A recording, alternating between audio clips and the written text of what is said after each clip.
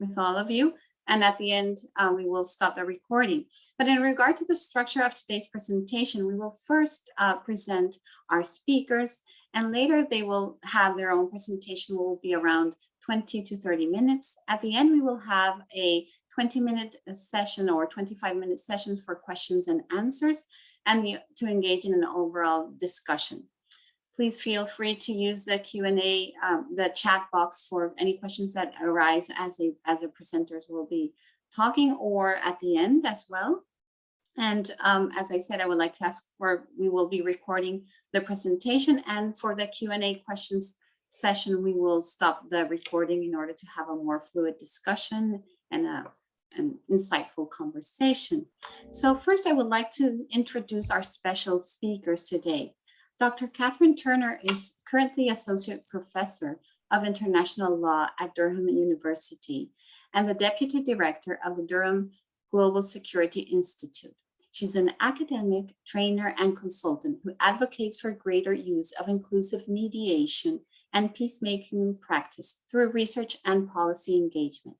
She has published extensively in the fields of peace mediation and transitional justice, focusing on promoting more inclusive approaches to peace and justice in her home, Northern Ireland, and internationally. Professor Ashley Swaine is working at the Gender Studies and she's also head of subject for Gender Studies in the School of Social Policy, Social Work, and Social Justice at UCD. She was named by Apolitical as one of the world's 100 most influential people in gender policy in 2021. Ashton's research is interdisciplinary, engaging with the fields of feminist legal theory, transitional justice, conflict-related violence against women, gender peace and security, and gender in global governance.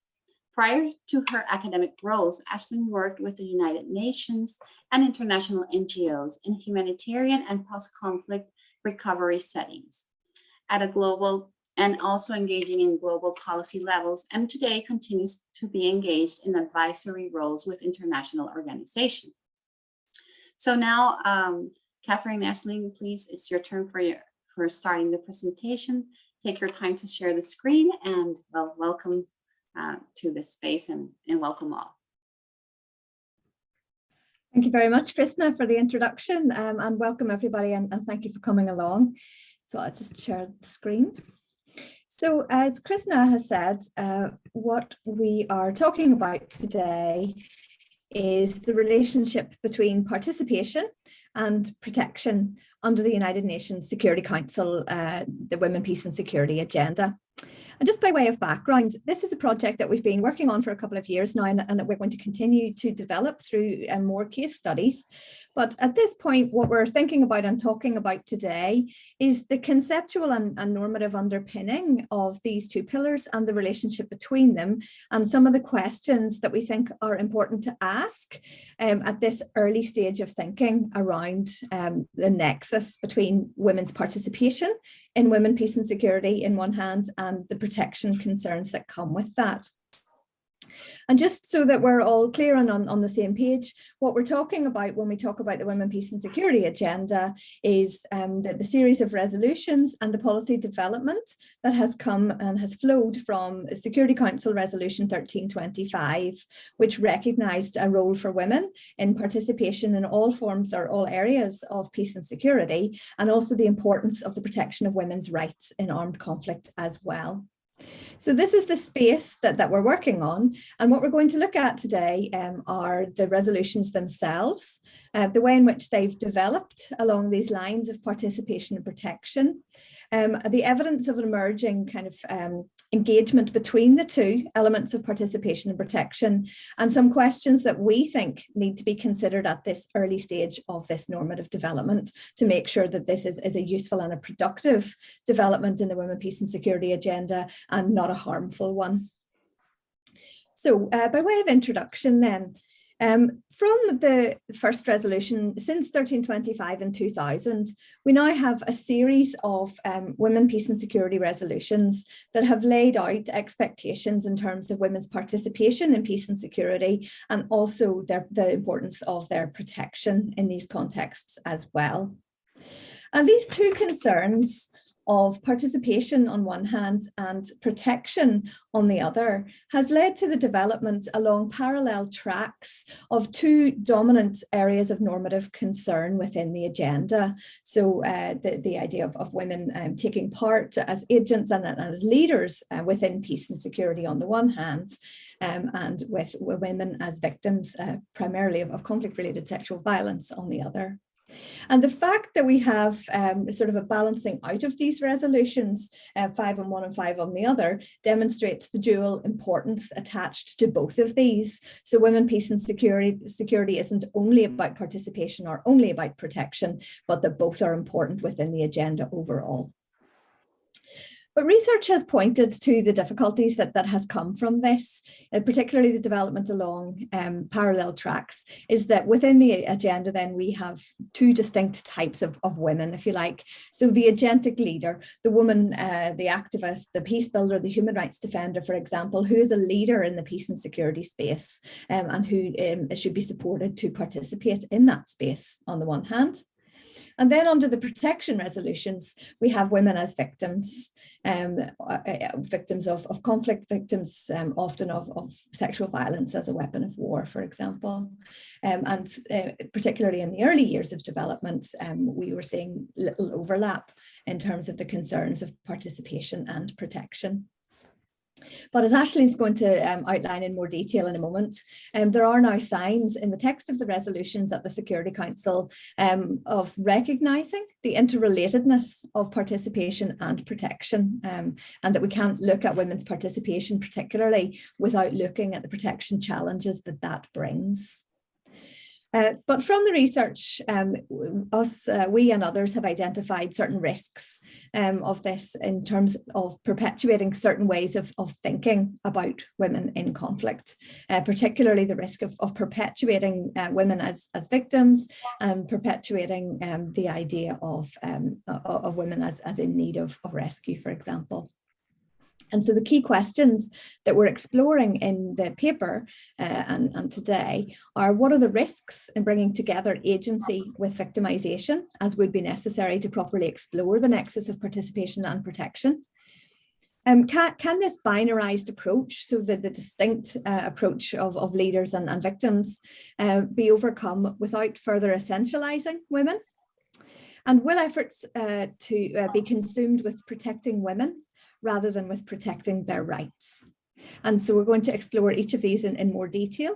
But first I'm going to hand over to Aisling to give a sense of the way in which the resolutions have begun to address this interrelationship between participation and protection. Aisling? Thanks, Catherine. Great. So Catherine has set out very clearly for us the trajectory of the Women, Peace and Security agenda to date. And as Catherine and I sat down to try and figure out what is actually going on, is there a relationship between participation and protection set out under this agenda? We thought, well, let's look and see what the resolutions actually say. And you know, what's critical within all of this is that women's participation brings up, and you know, certain protection risks arise for that, and we see that globally for women who, in the everyday ordinary life of politics, are subject to sexist abuse and threats, etc., as well as those who take part in peacekeeping or peace building activities. And so it was really to say, does the agenda recognise these links or not? So if you can go ahead, Catherine, please. Thank you. So what we did then was we sat down and we took the 10 resolutions and did what's called a textual analysis. And that's really, in some sense, a read through of what the resolutions actually say. And I suppose that part of this is building on the back of feminist scholarship that has, across various different kinds and sets of instruments of the UN system and otherwise, has recognized the power of language in these texts and what these kinds of texts say to us about women and women's lives, And importantly, what a system like the UN and where we're located, the Security Council, is willing to do and willing to commit to through putting down in paper and agreeing on a treaties basis, if you like, and an agreement across and between states multilaterally of what they will and will not commit to. So the language in these resolutions is seen as discursive artifacts, as we've seen there, drawing from the work of others coming before us, and as canonical texts. You know, they set out the canon of what the Women, Peace and Security agenda is and actually does. So we saw the textual analysis as an important method for us to try and figure out what does this agenda actually say about these two concepts and pillars that is used and how they speak to each other. And the textual analysis was really just a read through of where does participation and protection appear in these resolutions. And there was an important piece of work that came out in 2020 led by Werner and Straveska, which looked at the exam and the words that appear in the Women, Peace and Security agenda. And they identified that there's 2,500 commitments to gender, peace and security, if you like, under this agenda, which is a phenomenal amount of commitments if you think about it. So within that then, how and where does participation and protection appear? So our key questions for the textual analysis was, you know, have the resolutions addressed the relationship between participation and protection or not? And what are the patterns that emerge as a result of that? Catherine, you can go forward, please. And we identified two things. We identified that across the 10 resolutions, participation and protection appear distinctively on their own in parallel ways, as Catherine has outlined. And they also then appear in 3 interconnected ways. So I'm going to talk first about the ways they have appeared in parallel concerns. So the pillar of participation, or the idea that women would participate, appears in and of itself distinctly across all 10 resolutions. I wonder, would everyone mind checking that they're on mute? It's just a little distracting to hear some noise in the background, if that's okay. Sorry to ask that. So what we found is three key things in the textual analysis of participation. And that for the most part, and from the onset of the Women, Peace and Security agenda, that women's participation appeared largely tied to women's participation in formal peace processes. So facilitating what's called meaningful, this language around meaningful inclusion of women in formal peace processes. And that predominates as the trend across the resolutions in respect of participation. That has since evolved out across later resolutions to include framing women as leaders in terms of being mediators, UN envoys within the UN system and other wider peace and conflict related entities and initiatives, if you like. And then more broadly again towards peace and security governance. So whether it's women's participation in elections, women's role in decision-making in humanitarian delivery, or their voice in transitional justice processes, for example. There's also recognition of the participation of women's civil society and that they get a distinctive space and place to name the concerns that should come under this agenda. What really we see across the resolutions in terms of participation is the descriptive participation of women, meaning add women, have them present in these processes, as well as substantive. And I have a text there from resolution 2122, where there's a linkage often made between women's increased participation and increased attention to gender issues in these kinds of mechanisms. So participation appears quite distinctly in those three ways there across the resolution. In parallel then are the 5 protection resolutions. And while protection issues do appear across all resolutions, there are the 5 distinctive resolutions on sexual violence that are largely occupying this space around protection. It first appears as a concern around violations of women's human rights and of humanitarian law, and becomes very quickly tied to conflict-related sexual violence, as many of you here will know. And so this culminates in tying up protection concerns to women's experience of strategic sexualized violence, and that language continues across the agenda from its inception to the latest resolutions to date. There have been some attempts, as we've shown there in resolution 2467, which was adopted in 2019, to broaden it out a bit to all acts of sexual violence. And some of what are termed the participation resolutions do address gender-based violence more broadly. So there is kind of a distinctive preoccupation under the protection idea with conflict-related sexual violence, protecting women from armed combatant-led violence, and tying protection to those concerns primarily. What we've seen then across the resolutions in terms of parallel occupation with participation and protection is a balance, as Catherine has referred to, and a counterbalance. So we'll have a resolution on participation, we'll have a resolution on protection, And at one point, with the flurry of adoption of resolutions between kind of 2010 to 2013, 2015, where 4 or 5 resolutions were adopted under Women, Peace and Security, there was this attempt to have a participation resolution, a protection resolution, and this continuance of parallel tracks within the text of those resolutions then themselves. Catherine, if you can go ahead, please. So then we look at the interconnecting concerns between the participation and protection ideas within each resolution. And so we tried to see, is there a relationship implied between women's participation and the need for their protection to be able to participate in these resolutions or not? And you know, it was really interesting to find the different ways that this does appear. And we identified 3 trends. The first was a tying of participation and protection as a way to balance empowerment, victimhood, as Catherine has alluded to. An attempt to look at participation as a form of protection, which I'll explain in a minute. And then the idea that actually there are protection concerns outside of sexual violence by combatants and actually tied to women's participation. So I'll talk about those 3 now. So the first theme that we found in terms of the language of the resolutions and the interconnection between participation and protection was this attempt to balance empowerment and protection. So I have a piece of text there from resolution 1888, and you can see that within the one phrasing, within the one paragraph, there's an attempt to say we need to advance women's participation, but also the protection of women. Now, what I'd say there is that there's a lot of language like that in the resolutions, and it's an attempt to balance the binary of victimhood and empowerment. But they're still set in as the 2 distinctive things. The participation of women and the protection of women, we'll do them both at once to make sure we're not overbalancing one as victimhood, one as empowerment. But there's still quite distinctive concerns in and of themselves in terms of participation versus protection, if you like. Next, please, Catherine. Then there's this really interesting set of language in the resolutions that relates participation with protection, but relates participation as a means of protection. Now, what I mean by that is that there was there is a trend in the resolutions and in broader peacekeeping resolutions as well, to try and ensure that women participate in security bodies and protection measures of the UN system and other partners. So, for example, in the security sector, in policing that's being reformed after conflict, or in peacekeeping missions, so to increase the number of women in peacekeeping. Really important imperatives and gender equality imperatives in and of themselves. But there's language in the resolutions that implies explicitly and implicitly a tie between adding women to these security bodies as a form of protection. So there's an assumption that if we have more women in a peacekeeping mission, there'll be less likelihood of sexual abuse of soldiers, for example, of the host population.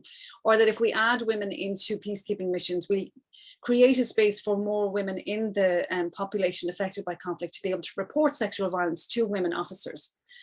But it's really interesting because there's a conflation with the idea that you add women to a security body and that adds protection automatically for women using that body and being affected by the conflict. But there's also then this assumption that those women, first of all, will be able to provide protection. There's an assumption that women are inherently peaceful themselves and they're going to bring this into these security bodies. And then, of course, this assumption that you add some women into these entities that provides protection to all of these other women. And of course, we immediately then see issues around racialization, around inequalities of representation, inequalities of who gets to be in these security bodies and participate, go into other countries, say in the global south particularly, and who we assume to be in need of protection. Because it also then assumes that the women going into and participating, say in peacekeeping, don't themselves need protection. And we know from research globally that women in militaries globally, whether it's the United States or in conflict-affected countries where there are peacekeeping missions, in Ireland and elsewhere, there are risks of sexual abuse within the militaries themselves for women who are officers. So there's a very complex set of assumptions here of tying women's participation in security bodies as a form of protection and ignoring all of these, I think, issues of intersectionality and otherwise, and within the protection mechanisms themselves. Next, please, Catherine. And then lastly, in terms of our themes, we have this idea that slowly, and where Catherine began on this, is that there is slowly and more recently a recognition in the Women, Peace and Security resolutions that women's participation itself, that women who come to participate, whether it's in the formal peace process, whether it's in security entities, as I've talked about, whether it's in leadership positions in transitional justice, in the security sector, in governance, in politics, whatever it might be, in conflict and post-conflict settings, that actually women's participation itself brings up and arises particular protection issues and risks for women. And this has slowly begun to be recognised. Resolution 1820 actually surprisingly is the first resolution to really engage with this. And it recognises there in that, it's a preambular paragraph, to show that there are persistent obstacles and challenges to women's participation. And that's a really important recognition. And then it links in that the violence, intimidation and discrimination will affect women's participation. So that's, you know, a first recognition that there is a relationship here between women's participation and protection. They're not just two distinctive sets of concerns. This has rapidly expanded in the more recent iteration of resolutions that have been adopted around the 2019 era. And part of this is recognition of the trends of risks and threats against human rights defenders and peace builders, which has been very important in the UN system and in countries affected by conflict. And Resolution 2467 goes some way to recognising this. So it shows that the safety and empowerment of women and girls is important for their meaningful participation. So it ties women's safety to their participation. And then this really important line, which is now kind of the crux of how this is framed, is that women's protection and participation are inextricably linked and mutually reinforcing. So that's a really important text there, to really recognise there is a nexus between these two. This is very recent. It's the most recent resolution, 2019. The next subsequent resolution of October that year also goes some degree to talk about this, and we can talk about that in the Q&A if you wish. But you know, it is the culmination of efforts to have recognition of the kinds of risks and threats that women experience. But as Catherine said, if we want the WPS agenda to travel down this road of having recognition of the relationship between participation and protection in this way, then there are critical considerations that we need to think through before assuming that that would bring us to a place where broader understanding of participation, broader understanding of protection are achieved in and of themselves, as well as then the relationship between them. So Catherine, I'll hand back to you now to take over.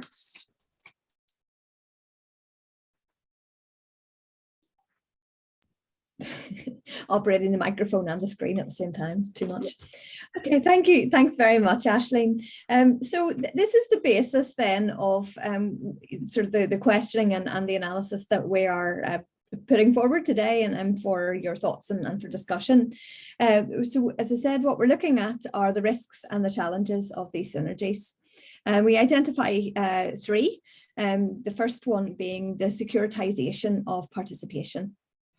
And so if thinking about the nexus and the relationship between participation and protection, it appears to be originating from the need to protect women who are subjected to risks as a result of their participation. But as Aisling has outlined, particularly understandings of protection through the resolutions have tended to be reduced to sort of quite one-dimensional understandings of what gendered violence is, and it's been reduced particularly to conflict-related sexual violence. And I mean, there are reasons for this. It's an easy way of thinking about it. It's an easy way of incorporating it onto the agenda, and it's a way of thinking about it that states are able to engage with, to condemn, to support, to fund initiatives to deal with it, without going too deep into the meaning of gendered violence in conflict. And so, but if we start from this premise, we have the problematic focus on conflict-related sexual violence only, but also, I suppose, in the context of participation, this also becomes a focus on direct physical violence, and often at quite significant levels. And so we started this research looking at the experiences of women in Northern Ireland. And part of the research design was inductive, in that rather than importing a definition of harm or risk into the research that we would ask women about, we decided that we would listen to what women told us and to take the definitions from them. And so in the course of Northern Ireland, from the interviews, we weren't hearing stories of widespread conflict-related sexual violence.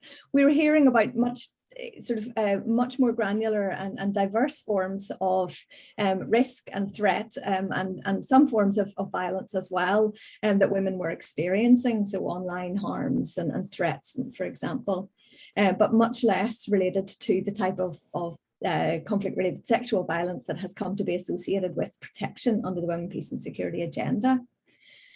And so from this then, we sort of identify or link this in with other work that has talked about racialized representations of victimhood. You know, if we're only focusing on certain types of kind of publicly discussed violence, and all of these more granular interpretations are lost, then inevitably the gaze goes to countries that have armed conflicts where sexual violence and I suppose very widely discussed sexual violence become the focal point, and this leads nearly inevitably to racialized representations of victimhood, not only racialized victimhood in terms of the women who suffer this type of violence and who are exposed to this type of violence, but also then racial tropes of the men who commit it as well, that overlooks the ways in which this type of violence is prevalent. I lifted to see it, so we only need the cover letter now.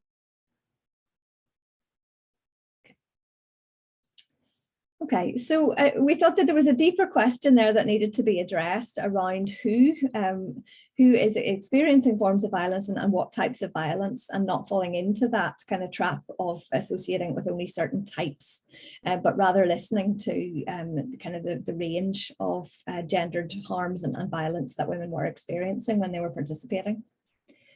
Second one then is, if we reduce the understandings of violence, then we securitize the idea of protection.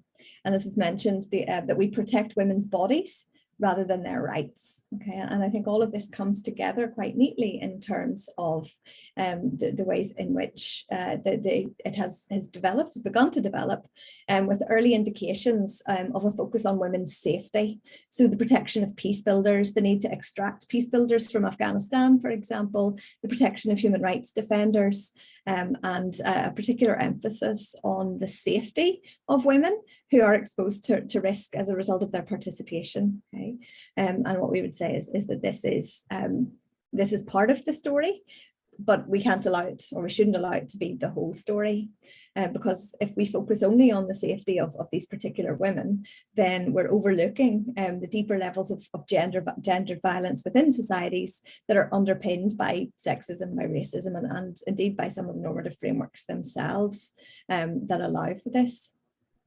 And so what we're suggesting then is that we need a two-pronged approach. I mean, there's absolutely no doubt that immediate security responses are needed, and we'll sort of come on to some of the ways in which this arises. But where women are being put in immediate physical danger as a result of participating in peace and security at any level, so whether that's in elected politics, whether that's through grassroots activism, for example, that there is a need to have a framework to respond to that and to be aware of that as a risk when we're asking them to participate.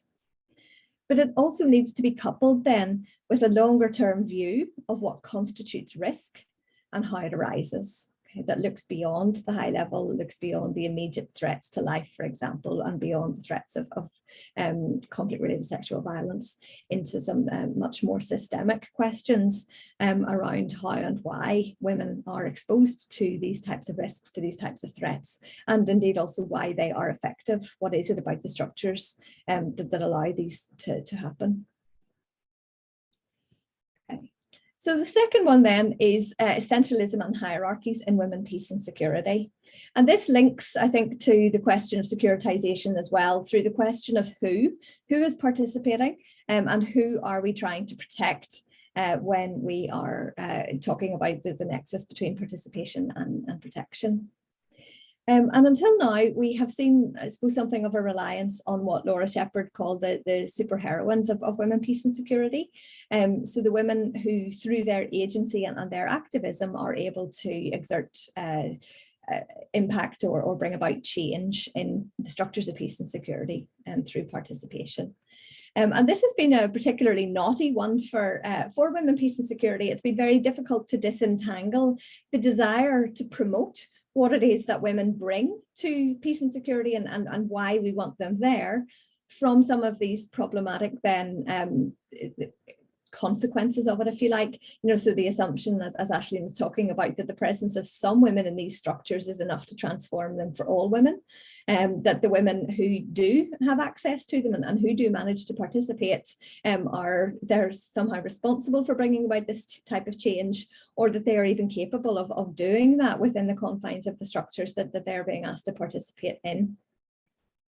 And so this is all kind of well discussed in the participation literature, particularly in women, peace and security. Beyond that, when we come to think about the connection between participation and protection, there were a number of issues of concern that came up. And the first was that this kind of superheroine approach prioritizes certain classes of women. And this, it links in nicely with some of the intersectional literature and around the impact of race and other identity-based characteristics on women's inclusion. But for now, the focus predominantly on high-level processes and on international organisations supporting and doing capacity building for women to participate has very much focused on a certain type of woman who has the political capital, the connections, the social capital, the economic wherewithal, the education, for example, to be able to fit into this system. So to be able to engage with the international actors, to be able and to be able to position within that. Okay, and this then causes difficulties in terms of representation often when these categories of women are then branded as elite and as not representative of women across the board. The approach also perpetuates the stereotypes that Aisling mentioned about women's characteristics and women being inherently peaceful. So the idea that we would include women because they are peaceful and they're likely to bring about more sustainable agreements, for example, relies on certain assumptions and relies on largely unproven assumptions about women. It also relies on individuals and that this individual visibility of women increases risk. Okay, so the very high profile women's participation in track 1 peace processes, for example, because we're talking about such small numbers of women, a lot of the attention has been on trying to make visible and promote the work that they are doing. And this is a good thing in terms of rendering women less invisible than they have been and showing what it is that they are achieving. But there are risks inherent with it as well, because once they become visible, then they become targets for attack in relation to that activism.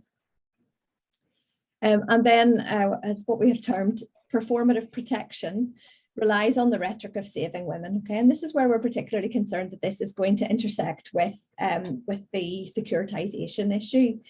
The easy way to do this is to identify the ways in which high profile elite women have been subjected to particular types of risk, and to engage in a sort of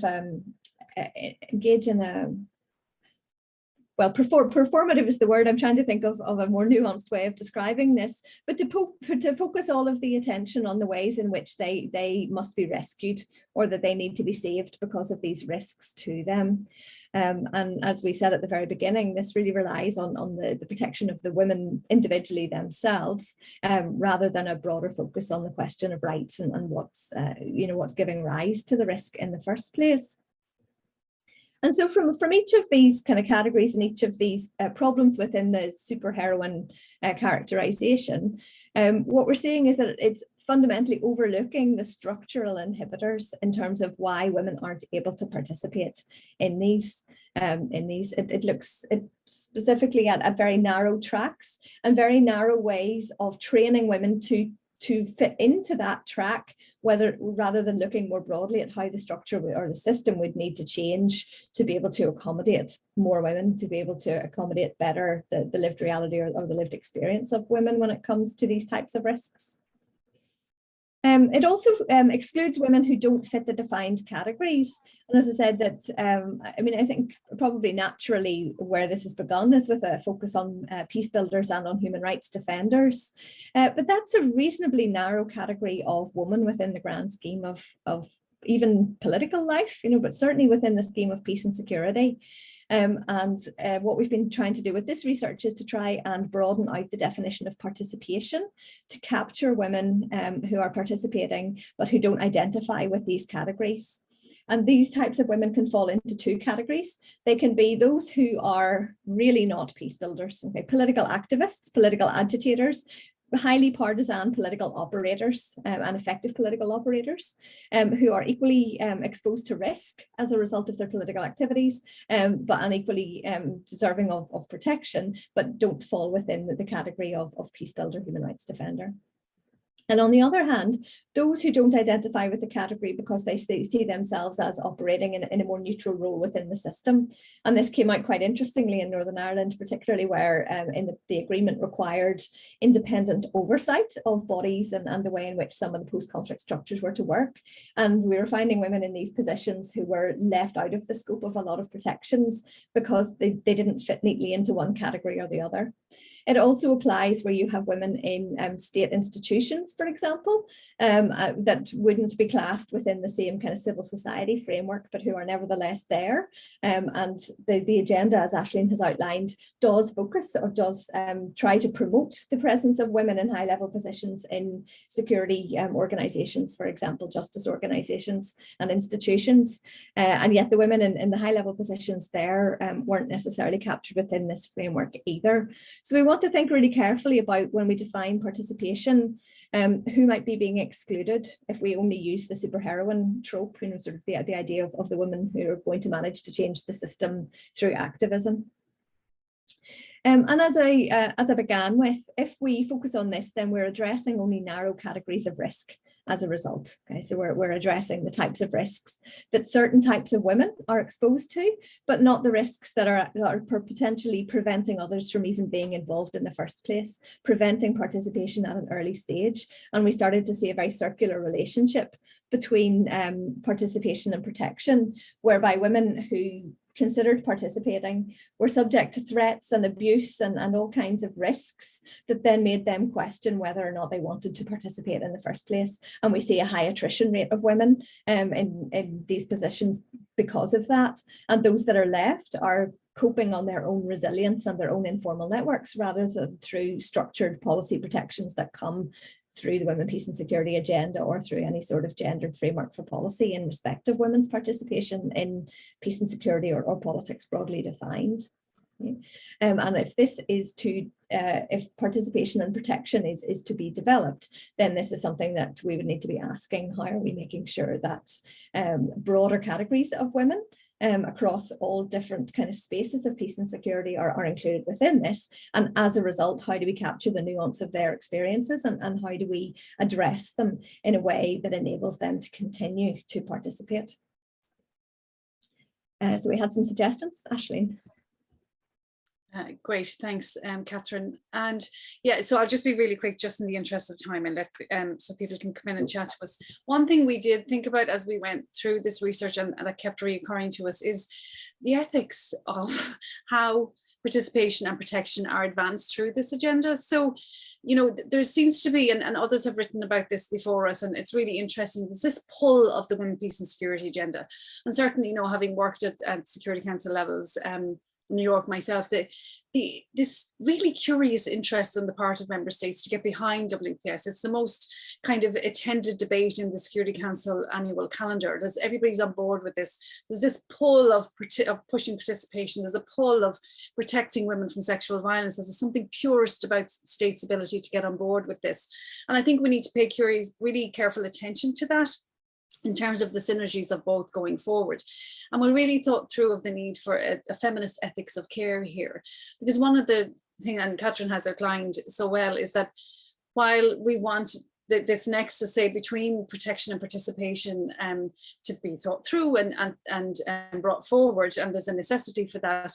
There's also the concerns that Catherine has outlined, but also the idea of a paternalistic idea that, oh, we allow women to participate on these terms and conditions, but we'll also, you know, take care of them in this way. So we're not advocating that kind of approach. We're advocating a feminist ethics, actually, to understand what it is we want to talk about in terms of the relationship between participation and protection. And, you know, one of the challenges that's really clear about this is at the Security Council level itself, where the first ARIA formula on this issue took place in 2019 on the issue of the risks that are presented for women civil society who speak to the council at the annual open debates on women, peace and security.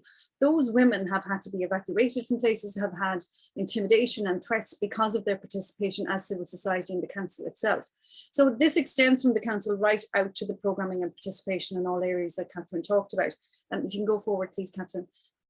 And, you know, some key questions arise about an ethics to how we talk about participation and protection, and whether and how, you know, by doing so, we're going to, as Catherine said, really drive forward some of the really difficult issues of securitization and essentialisms that arise, or how we're going to really think about the harmful consequences of this in a way that's ethical and should be led ultimately by women themselves, and they decide how this happens in terms of being participants in the spaces that they wish to be in, but themselves have a deep understanding of what the protection risks are. And then just lastly, Catherine, if we may, just to wrap up so we have some time, just some concluding thoughts, you know, that this meta-narrative that has taken over the women, peace and security agenda of we push participation, we push protection, never the twain shall meet, maybe, that where we're thinking about synergies between participation and protection, we really need to be thinking about protection of human rights, addressing those structural inhibitors to women's participation and safety in the context of participation. And that's where we should be having a dual-pronged approach, which is addressing those immediate physical security concerns and fulfilling those, because they are immediate and needed in many conflicts around the world. But the focus on rights of participation and creating enabling environments for women and for civil society is really the way forward, I think, with these two pillars together. So we leave it there, and then Krishna, I'll hand back to you and see if we can have a conversation. Yes, thank you very much for this insightful and brilliant presentation. It's very, very interesting. I will stop the recording right now and